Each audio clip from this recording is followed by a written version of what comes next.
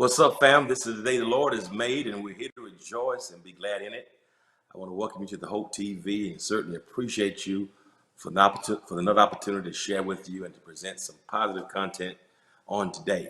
I want to thank you for being a part of the Hope TV family. It means so much to us. As you know, on March 19th, some of you know, we had our first Hope TV broadcast entitled Pastoring the Pandemic. That series is still going now, and since March 19th, we've added 23 additional shows that air on a weekly basis. And for the first 30 plus days, we had over 6 million views throughout our cumulative platforms. And so I want to just thank everybody for your support. It means so much to us. We wanted to do something to kind of bring some uplifting messaging to our people throughout the pandemic, and it's grown from just something we're doing on a local basis to it's really going international now. And I appreciate you for your support. It means the world to us. And if you've not yet followed us, you can follow the Hope TV on all things social media. You can follow us on Instagram and Twitter at the Hope TV.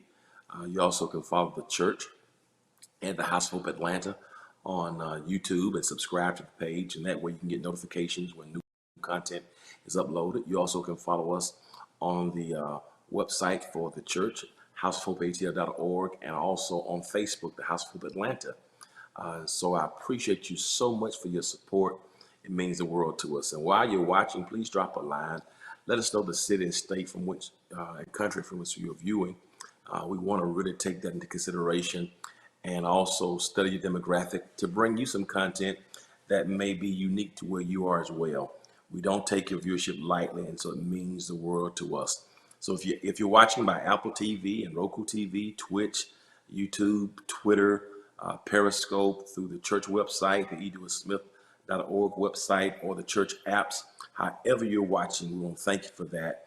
And if you're watching through a medium that will allow you to subscribe or send a comment or share the link, please do so right now, because we have an exciting show on today. I'm so excited. I'm terribly excited about this opportunity to come and present to you this episode of Man Cave. This is a very, very important show, not just for ecclesial communities, but in secular communities alike, because so much is not really given to the African-American male or those who are men in general, those who may not be my race, my ethnicity, but it's about manhood and the struggles and just trying to help us to be pushed in the right territory. And so if you know a man that needs some inspiration or some empowerment, share this link. And ladies, you also can watch as well to get some insight on how you can understand us better and have more harmony and reconciliation and whatever you want to call it. I think it's important. It's not just for men, but it's a show that speaks to men, gives a voice to men to deal with our issues, because our issues are varied and we have a myriad of issues. But guess what? Man Cave is a safe platform. We want to provide content that allows us to be empowered spiritually, emotionally, and physically. And so at the end of the day, if it deals with faith and family, finances, fitness, our faculties, and even some fun along the way, Hope TV and Man Cave is all about that. And so thank you so much for tuning in today. I'm excited today to have a powerful guest. I'm going to let him introduce himself, but he is a native of North Carolina. He's from the Tar Heel State, moved to Atlanta, has a storied career, just a phenomenal brother as a preacher, as a teacher, phenomenal singer. He's a humanitarian, a philanthropist. He's involved in entertainment and radio. One of the most gifted brothers you'll ever meet. He's the voice of the Atlanta Falcons here, and I just appreciate him as a preacher, as a musician, as a professional, but most important, I appreciate him as a brother and a friend. Would you help me welcome KD Bowe to Man Cave today? What's going on, KD? How you doing, my friend? Man, I was trying to figure out who you talking about. Who is this about to be on? Because it's Shirley, Amy. How you doing, man? Hey, man, I'm talking about you. I just don't throw out pleasantries. If I don't mean it, I mean it, and you certainly deserving of everything I meant what I said, brother. Good to see you. And man, likewise, good to see you too, man. Let me say this before we even get started, bro. I've always been very just watching you, and I'm a very cerebral person. Like I'm trying to figure out like what make him say that. Why he do it like that? Why does he say it, but he say it 3 times? Like I watch and I think the first thing that really stood out to me about you was the fact that you remember everybody's name. Like how you do that? You're standing in line with all these people, and if you've met them before, you never forget their name. Now, I don't know if you never do, but you just don't do it around me. And I always wondered, like, what is that? Is that you take some classes for that or what? No, not really. I think a lot of it's just good DNA. My dad's like that, and I got tested for. They thought I had a photographic memory. The first time they said it, I got scared because I thought I'd done something wrong. But I just really engage people. I think I'm from Macon, Georgia. 90,000 people there, including the cats, the dogs, and the pigeons. And so, trying to be relational is just something that I've carried my whole life, man. So you know how that goes. I appreciate you, man. You Yeah, staying safe? I am. I'm staying safe. It's tough, to stay in the crib because typically when you need a moment, you go out, you go down the street, you go to your spots, you hang out with your boys, but none of that can happen, and so you really got to find a Absolutely. way to just kind of process and then try to decompress. It's tough. Like I've never used my porch the way I use it now. I love my porch. My porch is life. My porch is everything. And if I can invite the world to my porch, I'm telling you, healing would be in the land on my porch. I'm telling you. Tell us about yourself. I mean, from North Carolina in the church. I want to hear your journey from North Carolina to where you are right now. Just tell us about it. Oh man, country boy, North Carolina. Raised in was born in Norfolk, Virginia. Raised in Currituck, North Carolina. Eventually, migrated to Elizabeth City. But basically, a country boy. We were. See, let me see if I can remember. Route 1, Box 120, Uncle Graham Road. That's what it I, was. So where we live, and we had. I don't know. My dad, he had a seventh grade education. Mom, high school diploma. 7 children. One of them stillborn. I just include her anyway. So they had 6 live children, and it was tough. Like my dad was a real strong hand. He was present. I can honestly say he was there. He wasn't an I love you kind of dude. He wasn't like, sit down and talk to you now, teach you stuff. He was just there. He paid bills and however way he needed to do that, he did it. I remember my dad was a milkman. He was a garbage man. He could do anything. I remember he built a whole engine in our living room. Now in my mind, I'm wow. wondering, you don't think you can get that out without tearing down the door frame? But he had to tear down the whole door frame, 2 of them, to just get the thing out. He was a jack of all trades. There was nothing that my dad actually couldn't do. He could. I remember the first time we had a color TV, and I said, "Whoa, the Incredible Hulk is really green." They've been saying he's green. We had a black and white. He's green, and it broke. And my dad fixed it. Like he just did it all. He was like the Hulk, basically, to me. He was a short Wow. dude, 5'8", not really tall in stature. I remember he was outside changing the transmission on the car, and the car was up on ramps. In the country how we did. He didn't block it off right. The car rolled down, rolled over his chest. Can't, stopped. My dad got up, wrapped his chest or whatever the area is in ace bandage, went to sleep on the sofa, got up at 1 o'clock because that's when he was working with the sanitation department, and he went to work. Never went to the hospital. None of that. He just had what you call grown man strength. So I got a very strong work ethic. Raised in the church, raised around family, raised around you know church family. I was green, virgin until I got married. That ain't okay. That's a whole nother story. We'll get to that. We'll But talk. yeah, We'll talk just about it. or not. How about that? So I just, I was very green, man, and so I did everything basically in the church as best I could. I was a church dude. Got married, and 2 weeks later, I got married in '94, and 2 weeks later, I moved to Atlanta, Georgia, and my life as I knew it changed forever. I was in a one room. It was little mouse maybe, rat maybe, definitely roach infested room, and I did the best I can. It was in Bankhead. I didn't know about Bankhead. I know out Atlanta, and so I got here and just I don't know, man. The story can get convoluted, but one thing about it is that I knew when I got to Atlanta that there was some greatness there. So I was interning at the Environmental Protection Agency, and then I eventually interned at On Mic Productions, which was a production company. Got there, internship was over. They offered me the job. I was making $200 a week.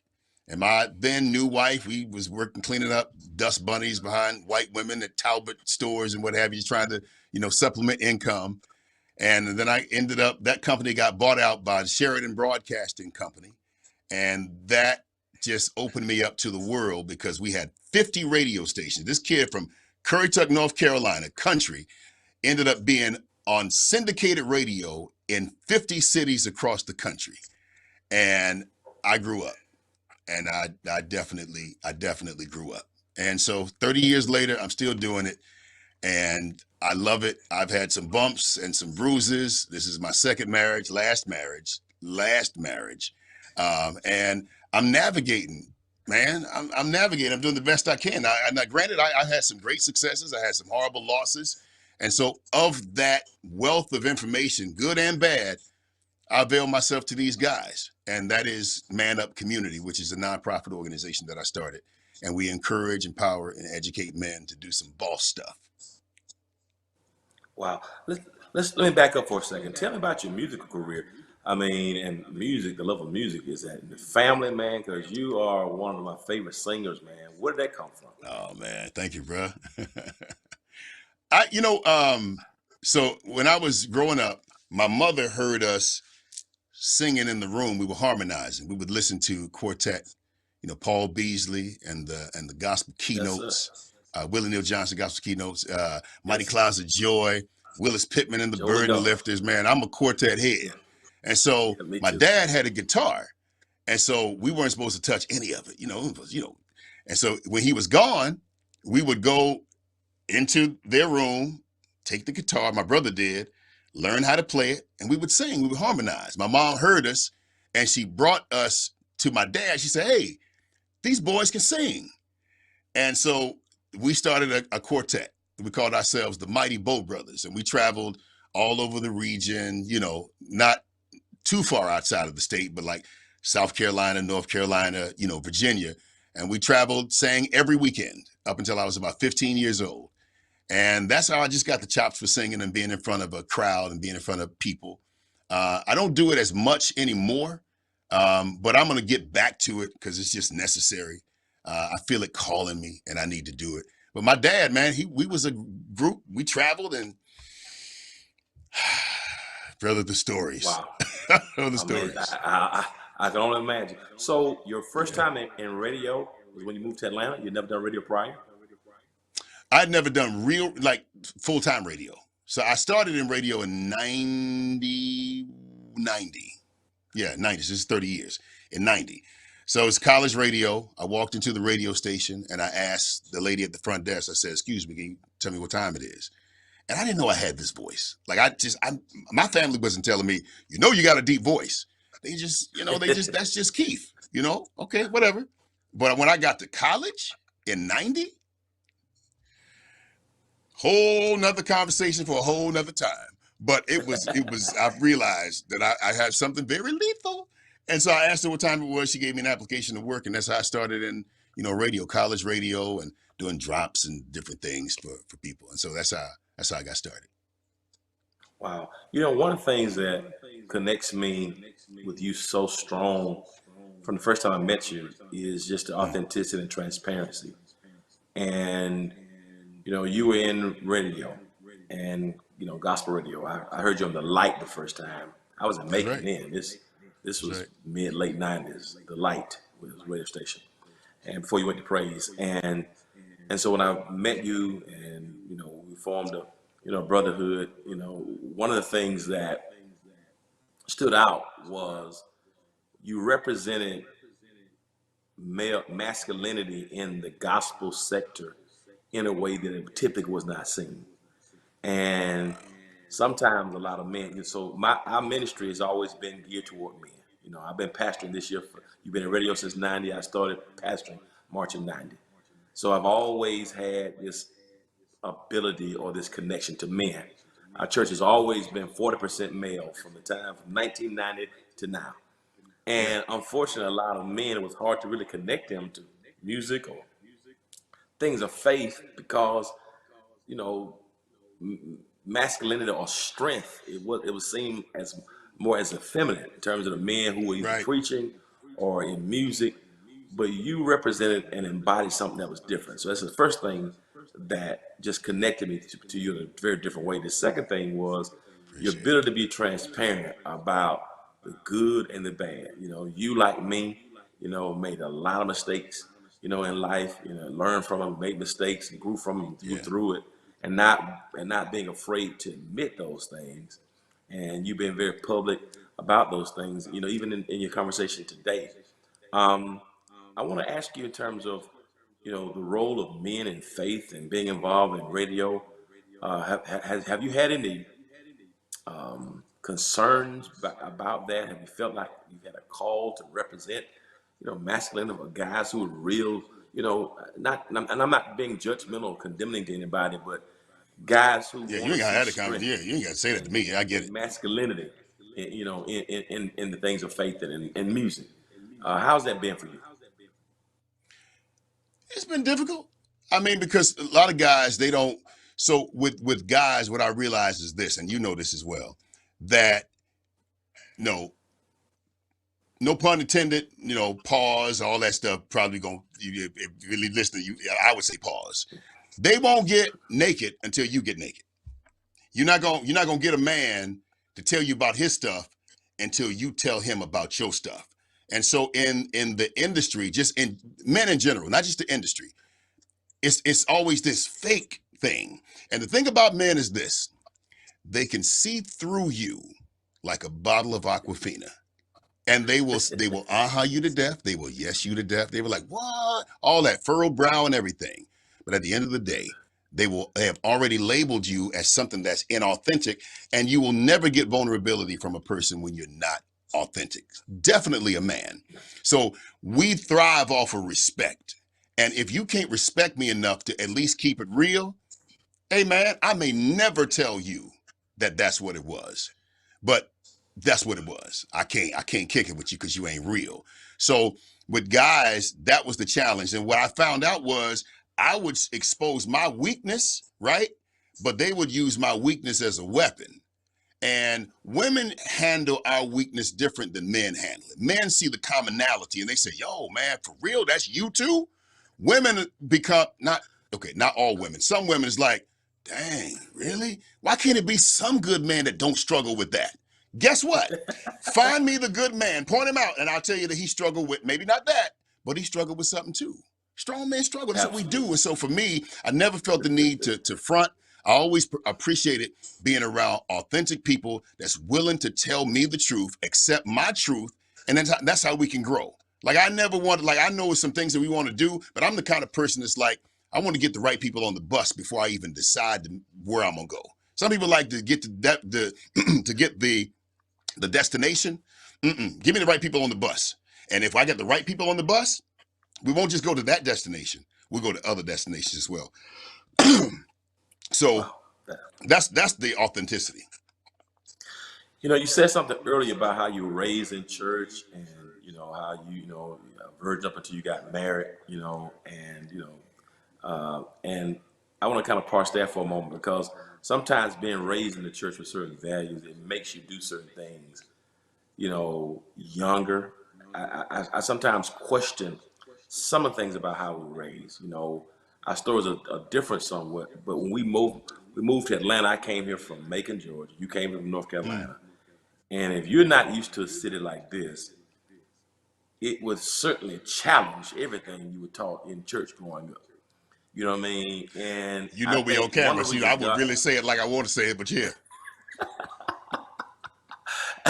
and I think one of the reasons God called me to pastor so early, I started pastoring at 19.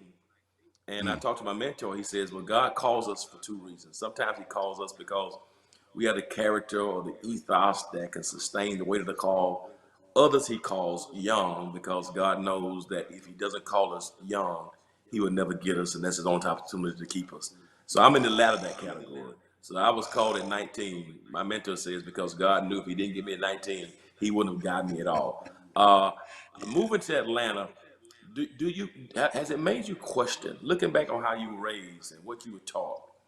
Have you ever questioned, even though it's well intended, how you were raised in terms of how it prepared you for life and manhood? You said you moved here green. I moved here green as Heck well. yeah, Have you ever yeah. questioned that, and if so, how? Because I think that's a good lesson from maybe some other parents who are watching, mothers or fathers who may be watching.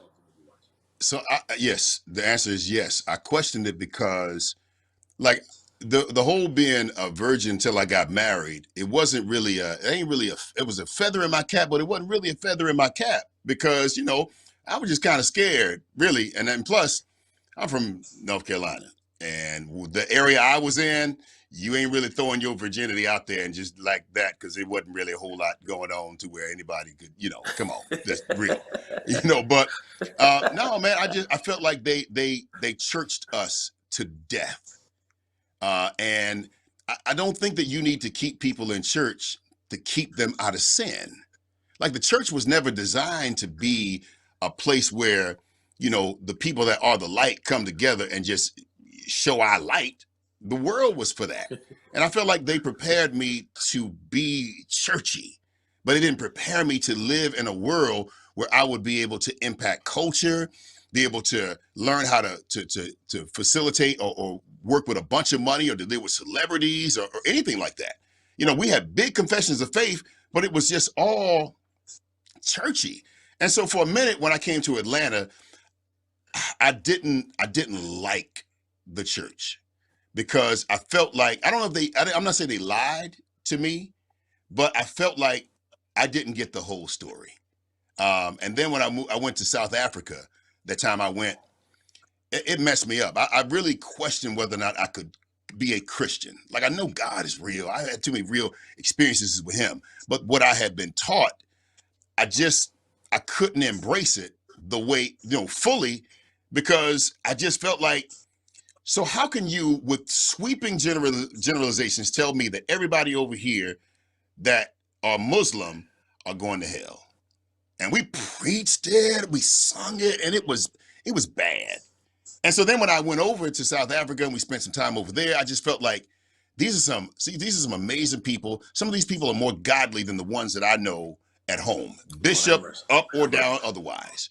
And it threw me off. So I had to learn what religion was and what relationship was. And then I think that that's the thing that opened me up, Doc, to be okay with questioning the things that I thought was authentic manhood. Like, I think like real knights in shining armor they don't come in shining armor. Not the respectable ones. No, man, if you a real knight, guess what? Your armor is scuffed, it's bruised, and you got stories to tell about every nick. And I felt like Lord have mercy. it was a piece of righteousness for me to be able to say, I never did this, I never did this, I never went here. And I felt like there was a couple of years, the guy was like, oh, okay, well, how about this? Let me expose all of this to you and all this stuff that you call in righteousness. Let's see what it's really about. I'm grateful that he protected me in those years. Now, I married a virgin. I got married as a virgin. I was awful during my marriage. That's why I married for the second last time. That's it. That's no more. She's it. She goes somewhere, I'm going too. That's it. But that's one of the reasons why I just I experimented a lot. Like, I grew up, and the thing is, I was so good, man. I'm not gonna blame this on church, but I learned so much about how to pretend and hide and fake. Man, it wasn't until I had a child outside of my marriage that my then wife had any idea that I was doing anything. And so, it broke her heart, I felt awful. But even as she was crying, 16, 18 hours, she just cried, man. That is the worst, lowest point in my life, to break her heart like that. I knew that I still am not all the way where I need to be. And to take this journey with you, it's gonna be some more pain because I ain't all the way done. And I don't even know where I'm gonna settle. And I don't know what the theology is on that. So I'm just keeping it real with you. Like, I don't know where the theology is on that or how that's supposed to look or what it's supposed to sound like, But for me, I knew I want the world, and you okay with the zip code. And can that change? Maybe it can change. And eventually it panned out to be the best decision. But man, I was torn.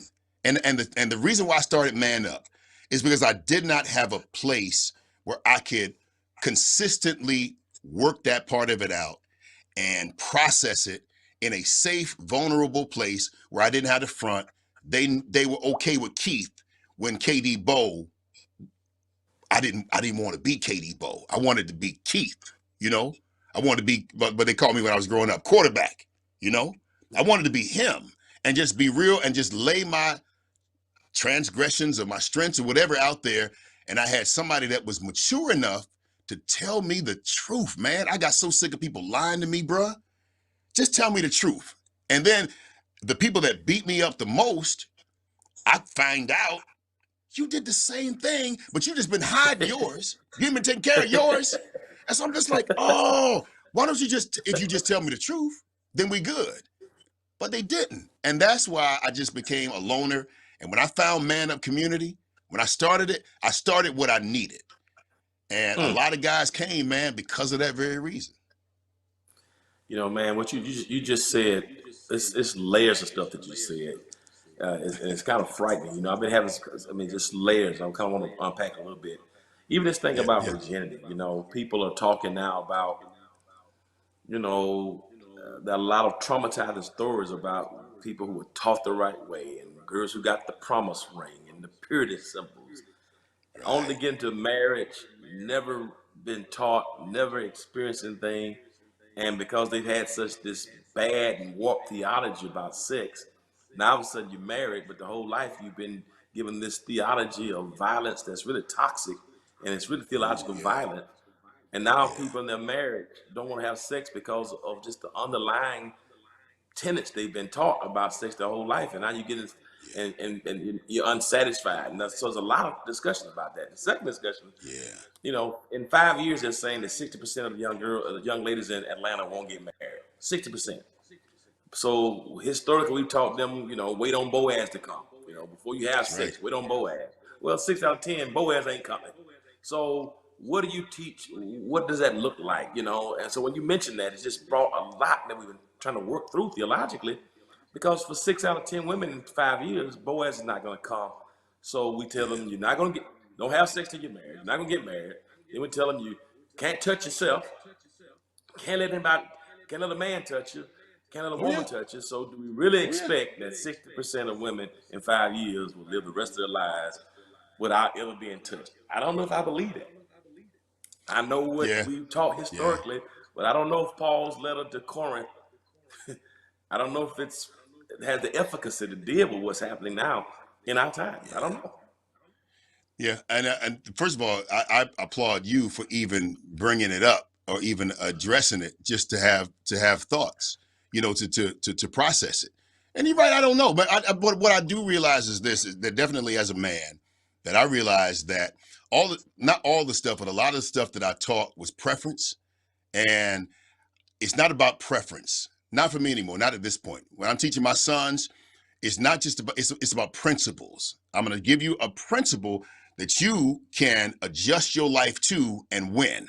So the preference was, don't go to the movies because probably the pastor didn't like movies. You know, don't watch sports because maybe the pastor didn't like sports. It was just crazy stuff. But I learned how to now not throw away the baby with the bathwater. And I just, I eat the meat and throw the bones away. And I don't allow like little stuff to throw me off. Like the main thing about godliness and following God is just those two things. Love God and love people. If you got that down, I'm not telling you you can good your way into heaven. I'm not saying that. But there are some spiritually, astute people that are just morally and just friendship wise rotten. You can quote the Bible, but I don't want to be around you. I'm good. So I want to know that there's an authenticity that's there, that I'm not going to say I won't judge you, because we all judge. I won't unrighteously judge you. And I'm saying, hey man, you show me your wound, I show you my wounds, man. We're going to figure out how to work this thing out together. And some people say, well, don't be around people with the same struggle as you. Maybe some of that is true. But I do know that we all need people that we can be, that we can feel gotten by. Like I had one of my boys, like last year, just met him. He said, "Hey, Bo, I see you, Doc."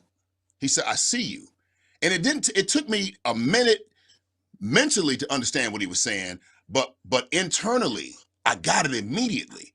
Like I don't see the stuff, I don't see the platform, I don't see all that. Hey, bro, I see you. Hey, man, I don't see what you do. I see you. And it's so hard to embrace a lifestyle where you got people that are looking at what you do, but they don't see you. They see what you do, but they don't see you. And to be seen, Doc, you know that's amazing. You know that's what we crave. Isn't that powerful, man? When you talked Yeah. about being seen and being free to be seen, you talked about so transparent. I love you about some of the mistakes, some of the things you did in your marriage, your first marriage, Yeah. that so many of us can relate to.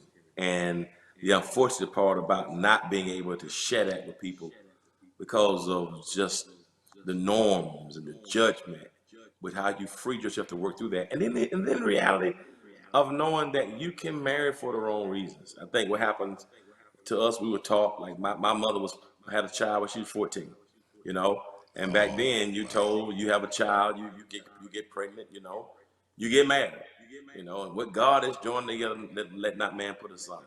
And there's so many people get married young. It's better to marry than not to burn. Not fully developed, don't even know who you are, not even ready to be seen because you can't see you. Only to grow and mature and grow different ways to realize there were some parts of me that weren't mature, some parts of me that weren't fully developed, got married too young and couldn't really be me and forced you into Yeah. some bad habits.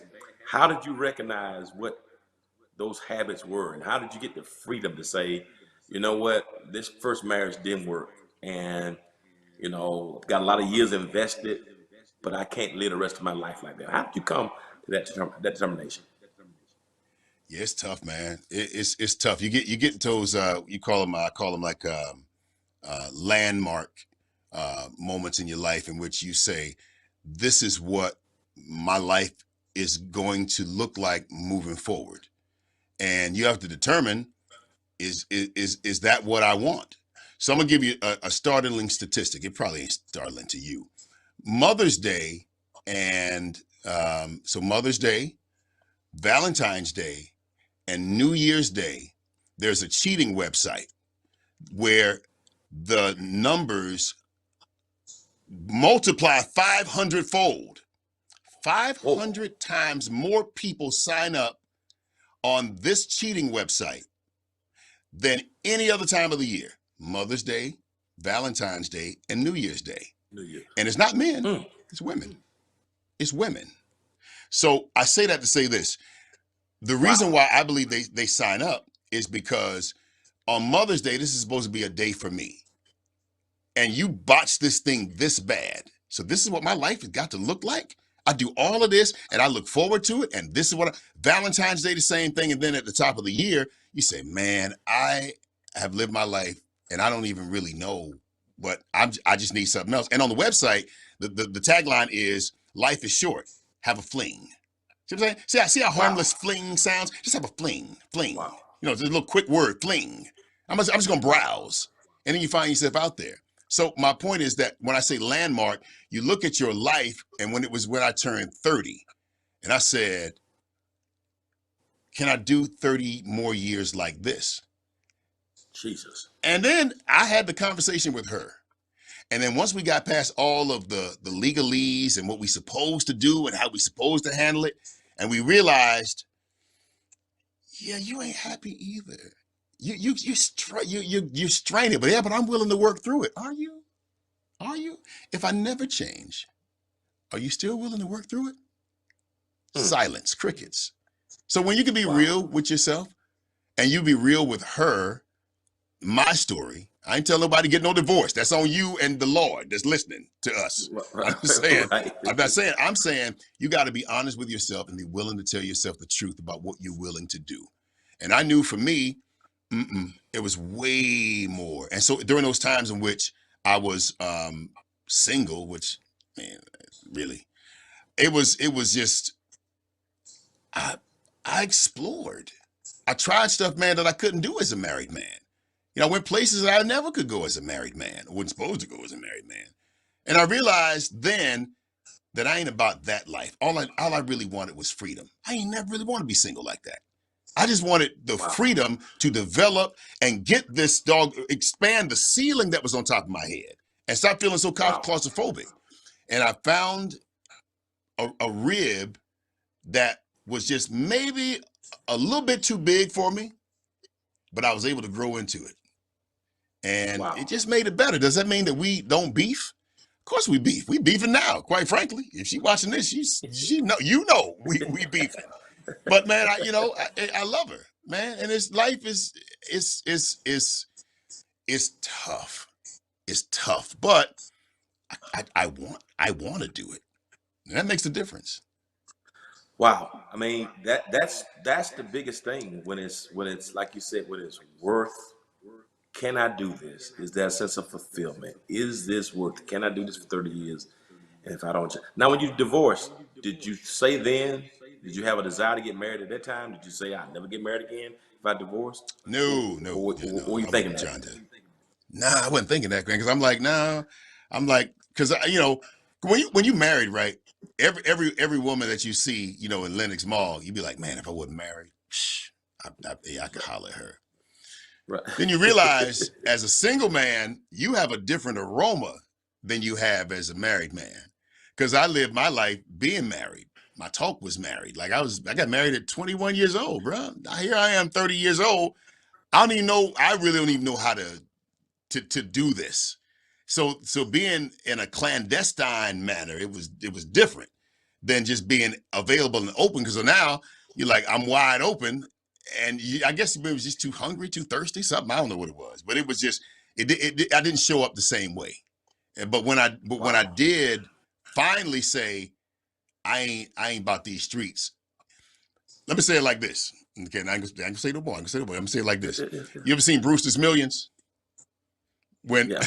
when he said, Yeah. hey, I'm gonna give you $30 million, and if you do right with 30 million, yeah, I'm gonna give you so much money, either you're gonna like it, manage it, whatever, and then you can get the 300 million. I had a lot of money.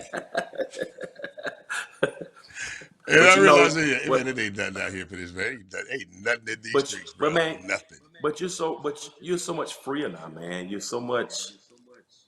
seem so much happier now, and I'm not gonna say focused, but because I remember when you would make some transitions and you just didn't have this same sense of freedom.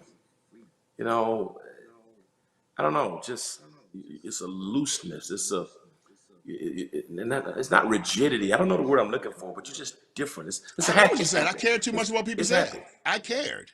Like I cared what people said, and I was gonna live my life to make sure that they didn't say nothing bad. That's Mm, very rigid. Man, legalism at wow, its finest. But now it's like wow, I'm wise. I use prudence. Like, but I don't have to tell all my business.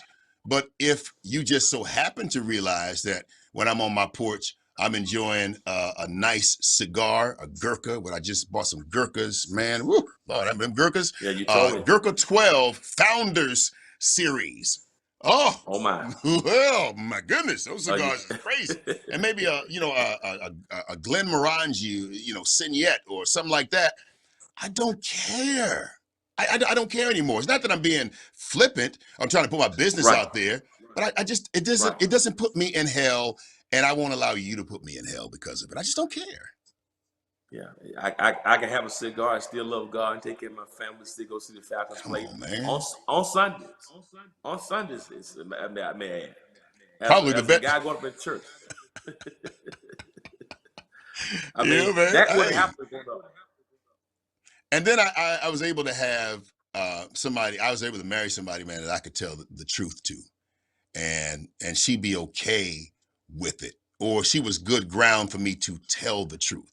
And it means she gonna like it, but I'm not stepping on landmines. And I'm like, man, if I say the wrong thing, now you gonna snap, and I ain't really mean it like that, but now I got to deal with all this. No, Find somebody, man, that you can grow with, and they ain't rigid, and they're open, and you can learn from them. And so that was the case here. Now, granted, she had her own wounds, and I had my own wounds, and it wasn't easy. Second marriages are never easy, but you figure it out, and we did. We had that love, and there you go.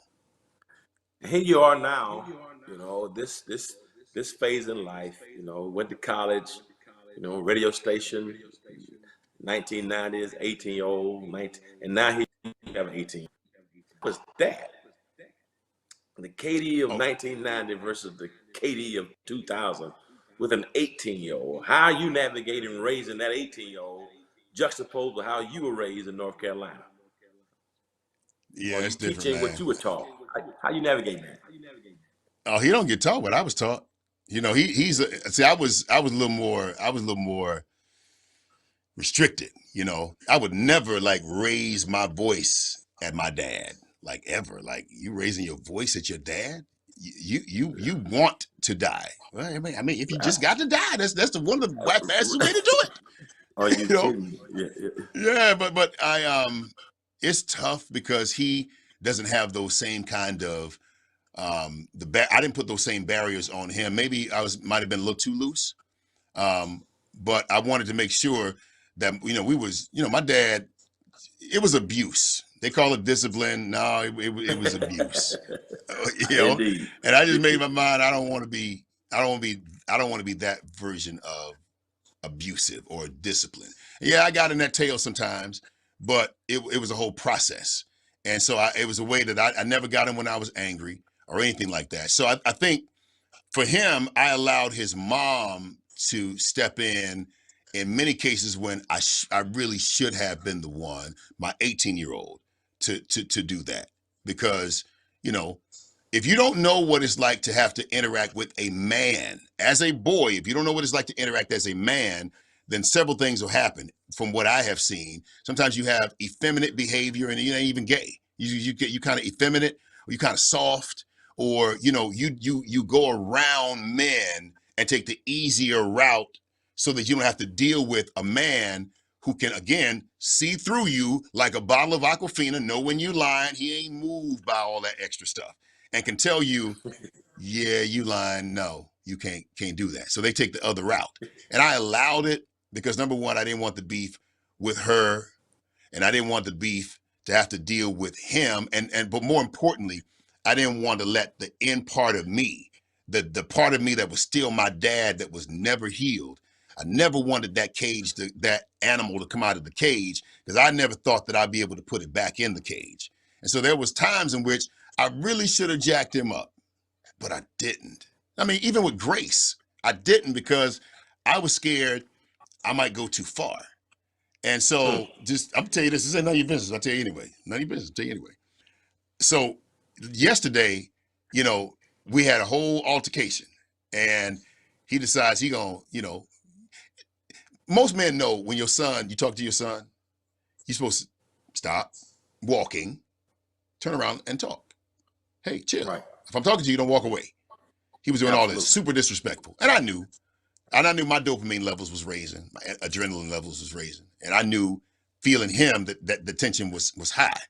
Because most of the time, teenagers, they will rebel for one of two reasons, and really one of two reasons only. One, to get out of the rules, out of the restriction, or to get in. They don't feel loved, they don't feel valued, so they acting out to make sure that you can embrace them some kind of way. My That's son so was the good, out man. person. I'm tired of y'all rules. I'm tired of all this stuff. And so, yeah, so I'm going after him, and my wife does what she does, steps in the way. And I'm like, no, you got the way, because I need to go and handle this. He got bold. Doc, he said, come on up here. You want to throw hands? Come on up here. I said, and my heart started beating. I said, this about to be it. This about to be it. And my wife, God bless her, she wouldn't move, and I wasn't going to make no big deal about it. But yeah, so I'm pulling up. He comes downstairs with his little bag packed and everything. Think he gonna get in the car that I pay for, take the clothes and the stuff that I pay for and walk out the house. My wife just, hey, just go cool off. Go cool off. No. He need to know as a boy, if you keep on, see, and there are women that are watching this, if you keep holding your boy from the consequences of manhood and dealing with a man, you will only delay the inevitable, because he's My not going to know God. how to deal with it when a man really does have to handle him. You know your thermometer based on when you know not to mess with old dude when at school or whatever, based on, hey, when he tested that jaw, you knew, okay, yeah, I better find another way around this.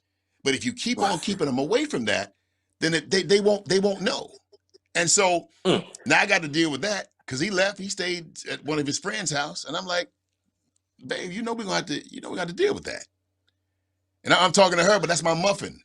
That your muffin is 18, and I'd rather me put the weight of manhood on him, even if it's touch and agree. I'll do it with grace.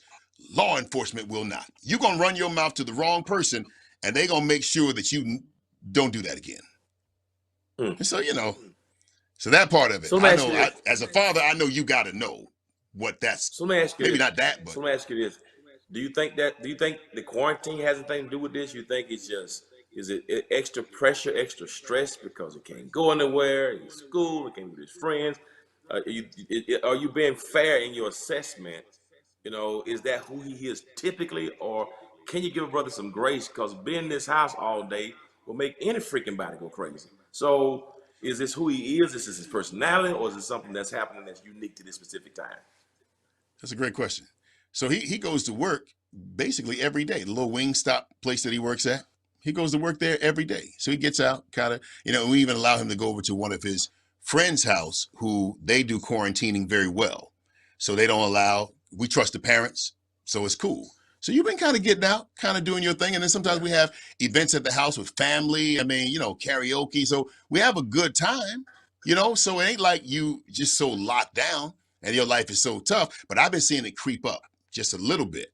And I've been saying to my wife, don't let him talk to you like that. Okay. And he doesn't talk to me like that. Again, he finds the path of least resistance. And so then when you have to really deal with me, you don't even really know what to do. So your default is rage, and whatever conversations you have been having internally, they become external realities. And I just want to make sure that reality is not one that will have you really hurt, because I'm a That's whole that's grown man. You that's know. I think about my dad. My mom. I lived in a very volatile home, and Mm, I think being raised in that type of volatility helped me to this regard, because I swore yeah. that I would never live in that kind of home myself. So Okay. one of the blessings of being in a violent home, in a volatile home, was I said I would never have that for myself. And by the grace of God, Mm, I've been able to do that. God has helped me through that. And the times I had issues with my dad were all based to some degree on me being the protector for my mom. Other than that, he and I never had any issues until it was see, I time get for that. me to intervene. Yeah, for my mom. Yeah. And even though there were things that you see growing up, and you're gonna be a mama's boy. I'm a mama's boy. She's in the grave. I'm still a mama's boy. So I I know protected that's my right, brother. mom to the end. Mine To too. to yeah, I'm gonna protect her. And mom couldn't do any wrong. As you get older, you see, okay, you can understand dad's perspective a little more. But I never forget, I was 18 in college, coming home, and my dad's rule was you got to be in this house at midnight. Period. I don't care what's Mm, going on, other than prom night, or graduation night from high school, 12 o'clock. I came home from college, maybe 6 months right before my parents divorced, and I got there about 12:05. Door was locked. And ooh, door was locked, screen door locked. I'm ringing, banging on the door. And he simply came to the door and said, wherever you were before 12:05, you go back there and you come back here after 8 in the morning. And uh, okay. and so those types of moments showed me who he was, but I just couldn't see myself disrespecting him arbitrarily. But I think it's because of respect, though, the respect factor. And I Yeah. think sometimes, you know, if you're not careful, we in our attempt to not give them what we didn't have, we don't give our kids what we did have. And I think that's Yeah. discipline, respect for manhood is so key. I hope the thing works out, but I know you're gonna get him straight. Oh yeah, he'll be straight. And you know what? And but I'm glad you said that, because that respect piece is very important. Like we live and thrive off of respect. Like men, they want respect, women want love. You know, you read the book, all that. But I'm saying, like for my son, with him, I think what he needs to understand is, how can I go here?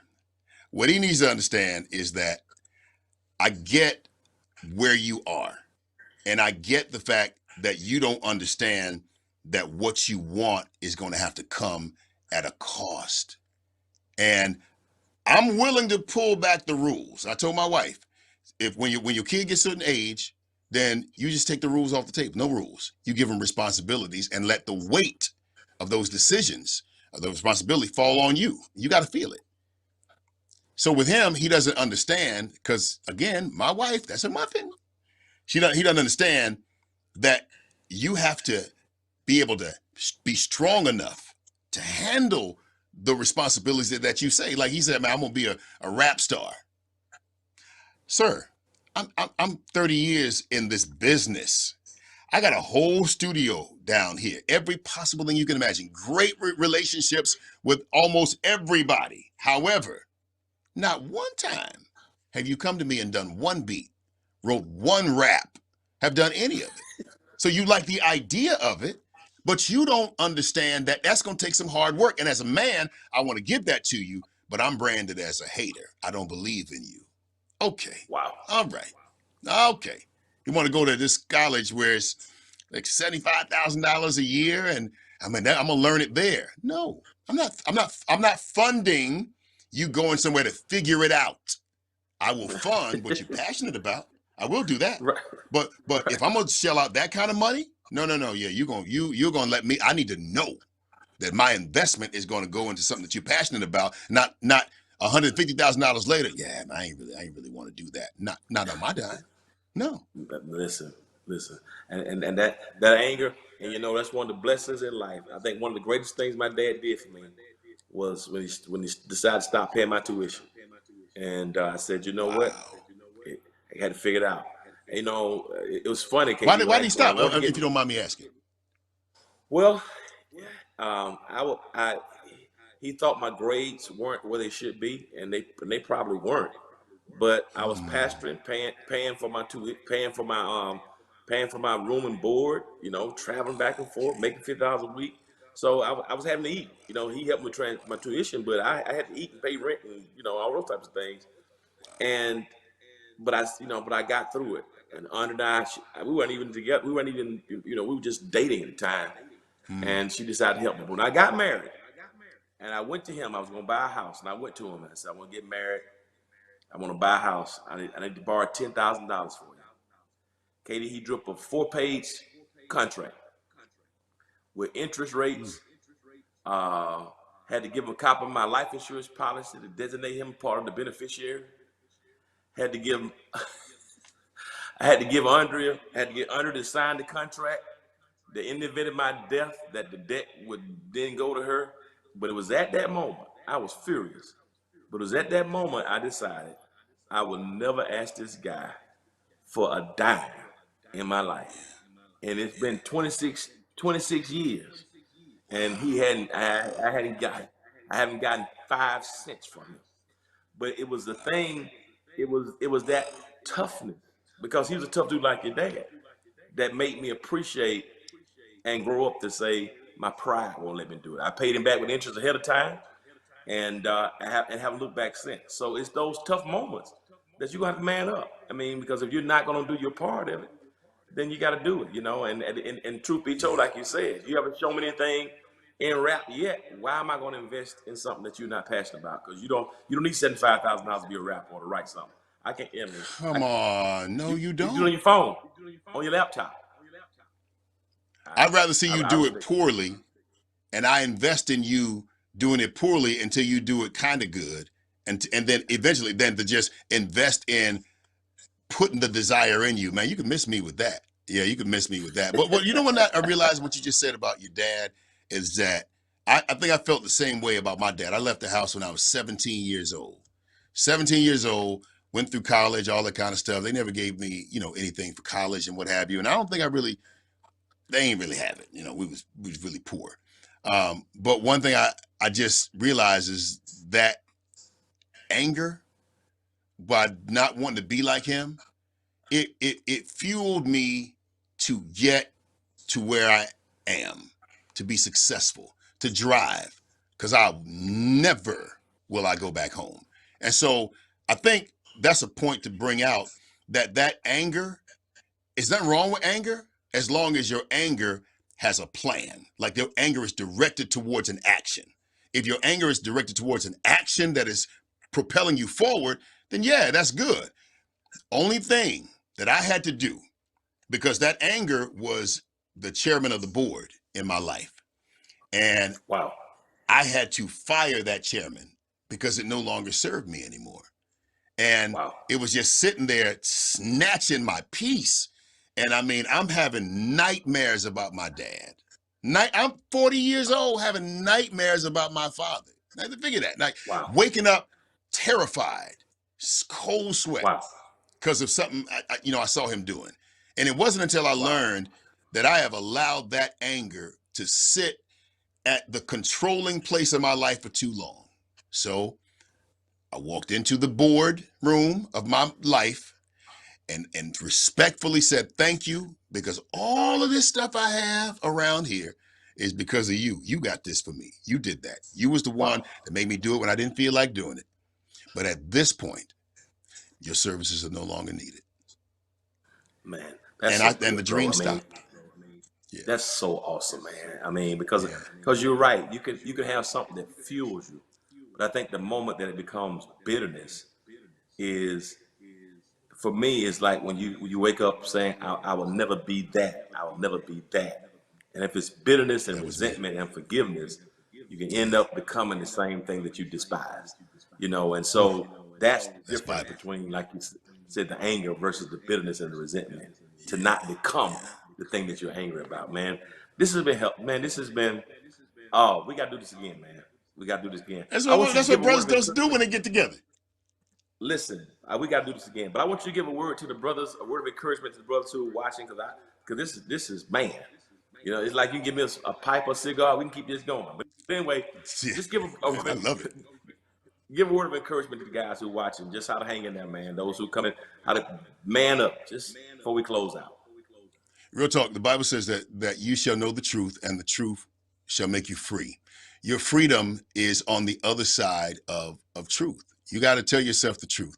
Tell yourself the truth about what you like, what you don't like, who you are not. And some of it may be a bit embarrassing. And I'm not telling you to tell everybody. Just be honest with yourself and say where you are, and say what it is that you want to be. Because I'm going to tell you something. You can't do enough stuff to be anything.